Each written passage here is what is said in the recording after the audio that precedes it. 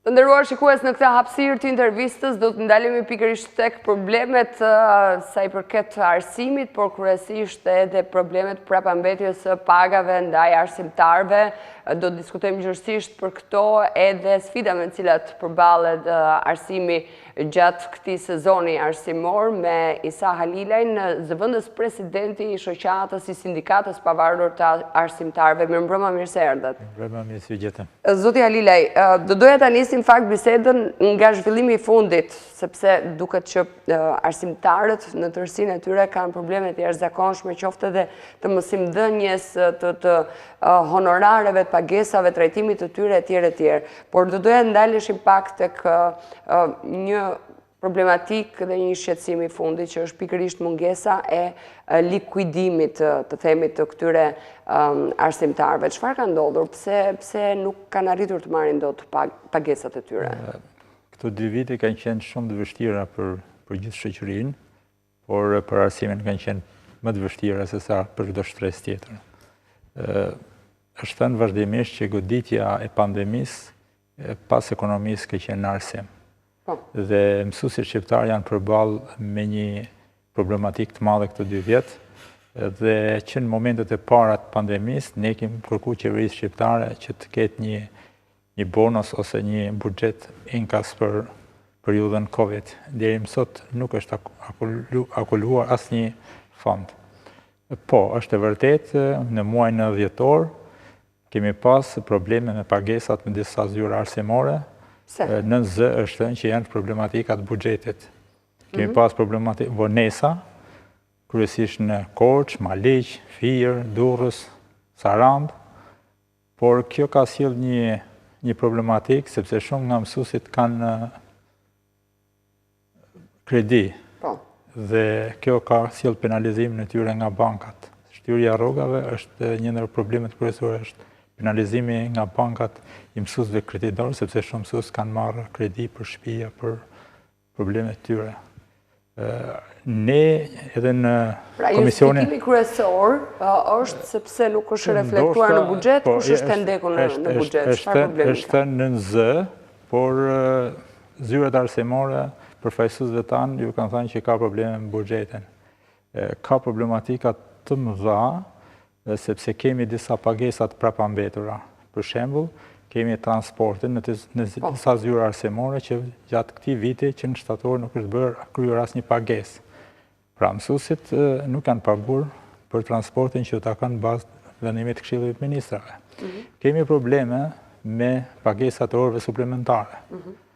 Pagesat e orëve suplementare si rregull në bazë kontratës kolektive që ne e kemi nënshkruar me Ministrinë e Arsimit, duhet paguhen çdo muaj, por në disa zyra arsimore nuk janë paguar, edhe këtu thuhet për shkak të buxhetit. Përveç se nuk kanë paguar, ato janë shumë qesharake, sepse një orë suplementare sot paguhet me një vlerë diku 230 lek ose 2300 lek të vjetra, kurse një orë normale, një mësuesi që punon me normë të rregullt, është afërsisht 600 lek të reja ose rreth 6000 lek të vjetra. Problematika tjera, ose një problematik, është edhe pagesa e mësuesve që kanë qenë korrigjues provime për maturë shtetërore. Dhe në disa rrete edhe... Pra, do duhej që të merrni një pagesë suplement pra të shtuar? Dhe këtu, nga zyrat arsimore, është thënë që problematika vazhdon tek qendra e shërbimeve arsimore, QSH-ja, po kemi që është problematik në disa zyra arsimore, është edhe pagesa e mësuesve që kanë korrigjues të provimet të klasës 9. Do të thotë që është një papërgjithshmëri totale në këto pagesa, sepse marrim konkretisht një mësues që ka qenë korrigjues i provimit maturës shtetërore e ka kryer këtë shërbim para 6-5 muajve. Do të thotë dhe akoma nuk është pagu për punën që ka bërë. Dhe mos harroni, sepse është punuar në kushte të vështira, jemi në periudhë pandemie. Po, zoti Halilaj, unë jo pa qëllim fakt, po dëgjoja me shumë vëmendje gjitha problematikat, pavarësisht se në NZ jepet një justifikim që është për shkak të mungesës buxhetit, pra aty është ngërçi, Çfarë ka ndodhur me disa zona tjera? Pra, nëse është një problem i tillë në Korçë ose në Durrës, po në Tirana është? Justifikimi ka qenë sepse buxheti është shpenzuar me mësuesit ndihmës në disa zyra arsimore. Por gjëja kryesore që sot i mungon arsimit, dy problematikat kryesore që i mungojnë arsimit sot është buxheti. Do të thënë është një buxhet i pamjaftueshëm që të themi që do kemi një arsim cilësor. Është poshtë 3% të GDP-s, buxheti për arsimit, njëkohë që vendet e Bashkimit Evropian, që kanë ekonomi shumë të fuqishme, e kanë mbi 5%, ose vendet skandinave mbi 7,5% në GDP-s. Do të thotë që këtu arsimi është lënë në jetim, nuk është financim i mjaftueshëm për një arsim cilësor. Ky fund viti, është viti 9 që mësuesit shqiptar nuk marrin asnjë lloj shpërbleme. Mirë, kjo do të thotë pra që shpërndarja e atij buxheti, aq sa i takon sistemit arsimor, nuk është bërë në mënyrë të drejtë për drejtë, në mënyrë të barabartë. Mund të ketë pas problematika në zyre të ndryshme arsimore, ndoshta me numrin e punojësve ose problematika tjera, sepse tash ne kemi një problematikë të qartë që mësuesit korrigjues të maturës shtetërore, të cilët duhet paguhen nga qendra QSHA-ja, nuk janë paguar akoma. Ku është fondi këtyre mësuesve? A keni kërkuar ju një shpjegim tek QSHA si sindikate e pavarur e mësuesve? Atëherë, interesimi ynë ka qenë, por aty ka pasur disa lëvizje, sepse është ndryrë drejtoresha, por kjo është aty ankohen që nuk ka fond, por dikush duhet japin llogari ku është fondi këtyre mësuesve. Do të thotë, nuk arsimi vazhdon të mos jetë prioritet. Do të thotë... Po në Ministrinë e Linjës, pra në Ministrinë e Arsimit, keni kërkuar një shpjegim të tillë? Ne kemi kërkuar dhe kemi bërë publike të gjitha qëndrimet tona dhe ankesat që na vijnë nga mësuesit. Por, mendimi jonë kryesor është që për arsimin nuk është buxhet i mjaftueshëm. Sepse ne po flasim për rrogat e mësuesve, për pagesat, por arsimi ka edhe 1000 hallë tjera. Kemi mungesa laboratorësh, kemi mungesa ngrohje në disa shkolla, pra kemi mungesë shkollash komplet, kemi mësim me turne, kemi shkolla që janë rënë nga tërmeti dhe akoma nuk ka filluar rindërtimi i të rejave. Do të thotë ka shumë problematika dhe këtu duhet fillohet aja e këtij problemi është buxheti për arsimin. Do të thotë, po nuk shkojnë në 5% GDP-s, është vetëm lojë fjalësh sepse nuk mund të kemi një arsim cilësor, nuk kemi mësues të paguar mirë, pra kur nuk kemi mësues të paguar, s'kemi mësues të trajnuar mirë, nuk kemi mjete mësimore, nuk kemi shkolla, pra situata në arsim lë shumë për të dëshiruar dhe vëmendja e qeverisë është shumë e paktë. Do t'jap një shembull. Sepse ngrita problemin e periudhës pandemisë. Sepse ne kemi kërkuar një buxhet për periudhën Covid. Kodi punës e përcakton qartë që punëdhënësi është i detyruar të sigurojnë mjetet e punës punëmarrësit. Në rastin konkret, mësuesit në rastin e mësimeve online kishin internetin edhe kompjuterin. Asnjërin nga këto dyja nuk ju afron. Qeveria kanë paguar internetin vet dhe kompjuterin vet. Do të thotë, shteti deri në këtë moment asnjë mësues nuk është kompensuar për mjetet e punës. Kushton interneti, kemi pas shumë mësues që kanë kaluar Covid, shteti nuk i ka kompensuar këta mësues. Në raste të ndryshme kemi humbur mësues nga Covidi, në shumë raste kemi pas mësues të stresuar sepse janë bërë, si më thënë, kanë qenë fajtor që kanë çuar nga shkolla në shtëpi Covidin. Dhe në disa raste kanë humbur edhe familjar, do të thotë kanë qenë shumë të rënduar dhe nga ana psikologjike, sepse e kanë ndiejnë veten fajtor. Dhe shteti nuk i ka pas parasysh. Në aspektin psikologjik, në fakt, vërtet, ka patur një rëndesë jo vetëm për mësuesit, për gjithë qytetarët. Arsimtarët kanë qenë pjesa me prekur, sepse kanë qenë pas mjekëve, kanë qenë pjesa me ekspozuar. Bile arsimtarët kanë qenë më të ekspozuar se sa mjekët, sepse mjeku mbrohej sepse e dinte që është përballë pacientëve me COVID, kurse mësuesi nuk e dinte sepse nxënësit mund të ishin asimptomatik. Është viti 9 që mësuesit nuk marrin asnjë shpërblim. Ne kemi kërkuar një shpërblim për 500.000 lekë të vjetra ose 50.000 lekë të reja, për arsye, dikush mund thotë janë shumë. Ne kemi parë që është një shans i qeverisë të bëjë një kompensim të këtyre shpenzimeve që kanë bërë mësuesit gjatë këtij viti pandemik. Mos harroni që ka mësues që kanë punuar me orar të zgjatur, mësimi online, mësuesit pothuajse kanë punuar deri në orën 8 darkës, komunikim në bërë këtë propozim për shpërblim? Propozimit janë bërë publike Ministrisë Arsimit dhe janë bërë publike edhe në media qeverisë. Dhe cili ka qenë reagimi tyre? Reagimi nuk kemi reagime akoma për këtë dhe si në zë thuhet që mësuesit nuk do kenë shpërblim fakt dhe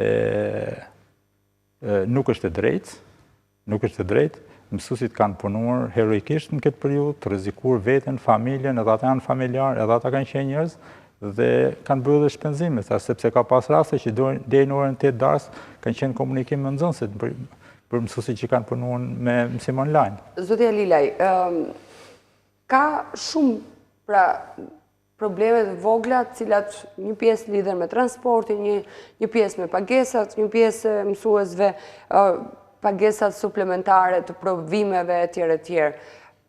Kanë zgjatur këto me muaj, nëse i referohemi provimeve të maturës që prej qershorit deri më tani, pra janë mjaftueshëm, janë gati më shumë se sa 6 muaj.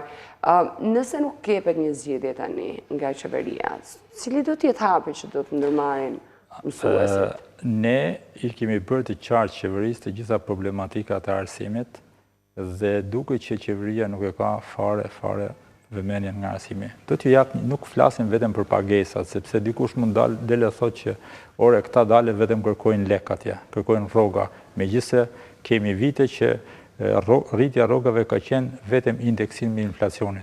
Por ne jemi në fund të 3 muajit parë dhe shkolla ke shkollat pa regjistër. Do të thotë mësuesit shkojnë në klasë pa regjistër. Regjistri është pasaporta me cilën mësuesi paraqitet para nxënësve.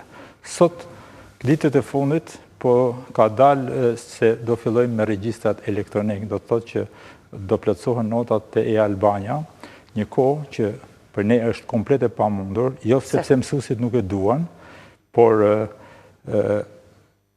sot, sipas Bankës Botërore, vetëm 47% e shkollave në zonat rurale kanë internet. Do të thotë, nuk ju siguron dot internetin, nuk ju siguron dot kompjuterin. Vlerësimet online ose i ka Maqedonia, por Maqedonia ju ka siguruar çdo nxënës nga klasa e parë deri tek e 12-ta, sepse edhe arsimin e mesëm e kanë të detyrueshëm kompjuterin. Pra, dhe mësuesit dhe nxënësit kanë kompjuter dhe internet të siguruar nga qeveria. Në rastin konkret, këtu nuk kemi të siguruar, po thash sipas studimit të Bankës Botërore, kemi shkolla që nuk kanë internet fare. Atëherë si mund të kryhet ky vlerësim me regjistra elektronik? Aq më tepër, regjistrat kanë problematika, sepse në regjistra sot për sot notat shënohen vetëm në fund të 3 muajarit. Gjatë periudhës ndërmjetme, do të thotë nga fillimi deri në fund të 3 muajarit, mësuesit i majnë në regjistër personal ose regjistër shënimesh, që është personali i mësuesit, e ka pas marrë edhe mësuesi para 30 vjetëve, dhe nuk kemi të dokumentuar vlerësimin e nxënësve në regjistër zyrtar. Do të thotë, ne përpara se të kalojmë në regjistër elektronik, duhet të formulojmë një regjistër të saktë zyrtar. Ne i kemi ofruar Ministrisë së Arsimit kapacitete mësues nga sindikata që të ndërtojmë një regjistër me nota. Dhe çfarë pengon për ta ndërtuar, për ta krijuar këtë regjistër? Mungon vullneti sepse mësuesit i kanë futur në shkresurinat pa fondme që disa nuk i lexon kurrë dhe është lënë hije nxënësit. Do thotë, thash, në arsimi nuk vazhdon të jetë prioritet dhe ne kemi problematikat shumë të rënda në arsim. Do t'ju jap një shembull.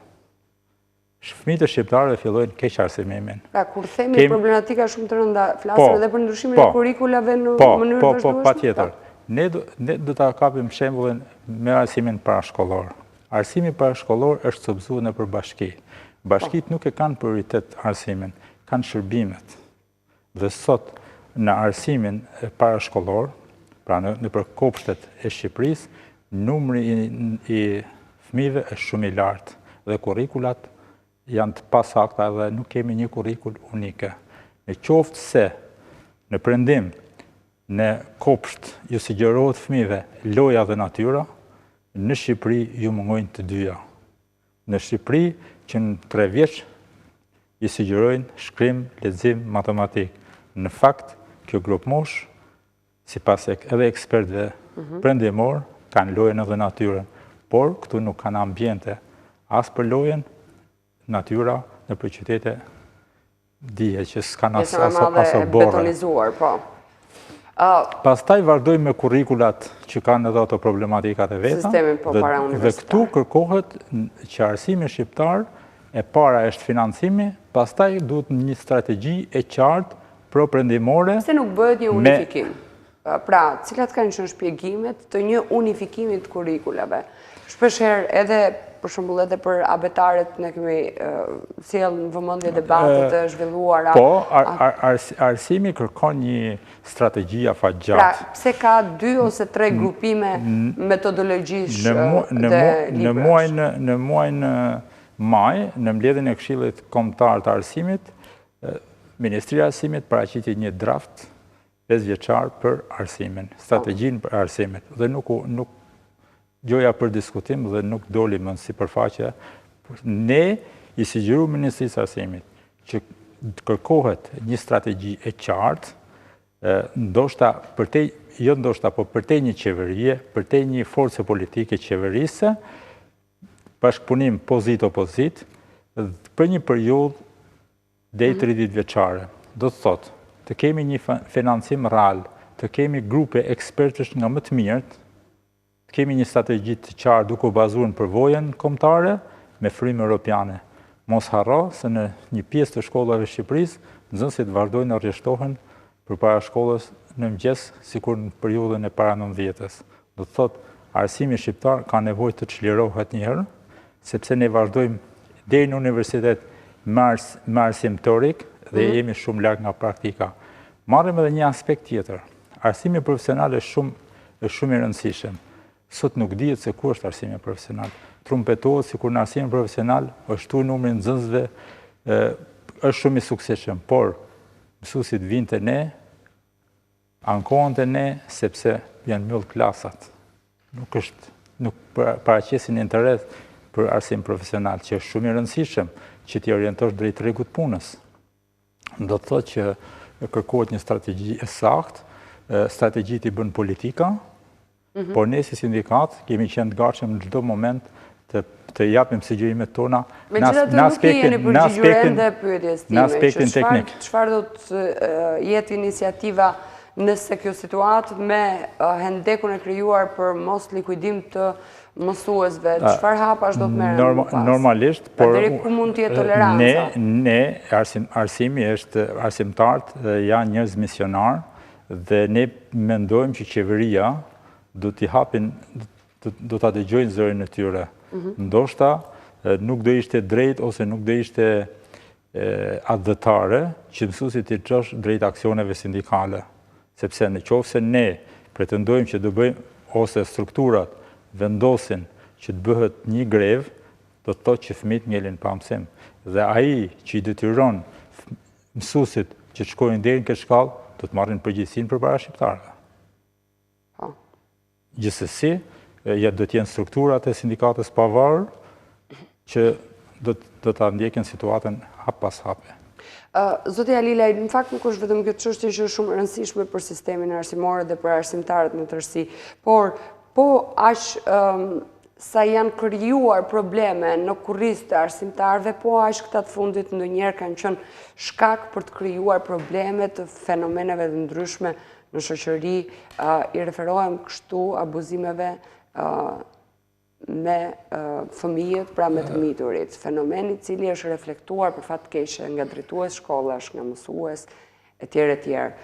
Keni një opinion për këtë? Atëherë, ne kemi bërë qartë që shërbimi psikologjik, edhe një qëndrim patjetër. Shërbimi psikologjik në shkolla duhet të jetë i ndërtuar jo në varësi të drejtuesve të shkollave, por të jetë në një sistem piramide pranë Ministrisë së Arsimit. Dhe krahas punës në terren, të kemi edhe informacione ose studime për këtë problem. Ne nuk kemi deri sot të dhëna ose studime nga shërbimi psikologjik në shkolla për kategori të caktuar me nxënësish ose mësuesish. Një shërbim i saktë psikologjik do t'i menjanonte të gjitha këto probleme. Shumë media ka paraqit disa raste dhe ndoshta ky është vlerësimi im personal që shumica e mësuesve që kanë dalë media kanë qenë diku mbi moshën 55 vjeçe. Do të thotë raporti i tyre me nxënësit është si raporti i gjyshit me jo i prindit, por i gjyshit, sepse janë mosha shumë. Nuk e justifikon, pavarësisht. Por ndoshta te i kalimi ose afrimiteti i tepruar i fëmijëve, ndoshta në disa raste mund të ketë edhe keq kuptime dhe psikologët duhet të bëhen trajnime enkas për këtë problematik, sepse shpeshherë ndoshta mund të ketë pasur edhe keq kuptime. Por ne në mënyrën kategorike distancohemi nga çdo asgjë nuk e justifikon. Pra asgjë nuk e justifikon i pa justifikueshëm një mësuesit. Pedofilie. Mësuesi, jo mosha, po aq më tepër nëse ka një moshë, po themi një diferencë kaq të lartë moshe, do të thotë që ka edhe një eksperiencë edhe më të madhe dhe duhet të ketë kujdes. Do kemi një shërbim psikologjik efikas, të gjitha këto mund të shmangen, sepse në shumë raste ka pas probleme drejtori i shkollës, por psikologu është varës i drejtorit të shkollës. Psikologu nuk duhet të jetë varës i drejtorit, duhet të ketë një shërbim të ndarë nga drejtori i menjanuar që bën studime dhe nuk do të jetë direkt nga këto problematika, sepse edhe drejtimi i shkollave shumë problematik dhe nuk janë mësuesit më të mirë drejtues shkollas. Gjithsesi ajo është një temë që duhet diskutuar se menaxhimi i arsimit ka shumë për dëshiruar. Po, patjetër, por doja të ndaleshim tek fenomeni një herë, sepse përpos pjesës së menaxhimit, kjo është shumë e rëndësishme. Megjithatë, pas disa rasteve cilat u bën publike nga mediat, pati një udhëzim nga Ministria e Arsimit, po kaq u kërkua që arsimtarët të cilët kanë precedente të tilla do të dënoheshin dhe absolutisht nuk do të jenë pjesë e sistemit arsimor. Këtu i referohemi pak edhe ligjit për pedofilin, a duhet të shkojë më tej apo të mbetet thjesht në kuadrin? Po, e kam lexuar udhëzimin e ministrës që përfshin vetëm mësuesit që kanë pas probleme me drejtësinë në raport, por ndoshta ministra duhet të konsultohej më shumë me juristët dhe të përfshinte edhe grupe tjera, sepse ka pas raste që kanë rezultuar drejtues shkollash, që janë larguar nga ky sistem, që kanë qenë trafikant, që kanë qenë njerëz që kanë qenë dënuar për vrasje dhe janë zbuluar dhe pastaj janë larguar nga sistemi arsimor. Do të thotë që integriteti i çdo mësuesi duhet të jetë i pasqyruar në një database të saktë. Nuk mund të kemi në sistemin arsimor njerëz të dënuar qoftë për vrasje, qoftë për prostitucion, qoftë për drogë dhe fenomene të tjera. Prandaj, udhëzimet kur dalin, duhet dalin të sakta dhe qeveria i ka të gjitha dhënat. Kështu që nuk i lejohen gabime. Sepse ajo mund të drejtohet çdo lloj institucioni dhe të marrin informacionin për secilin mësues. Faleminderit shumë që ishit me mua në studio.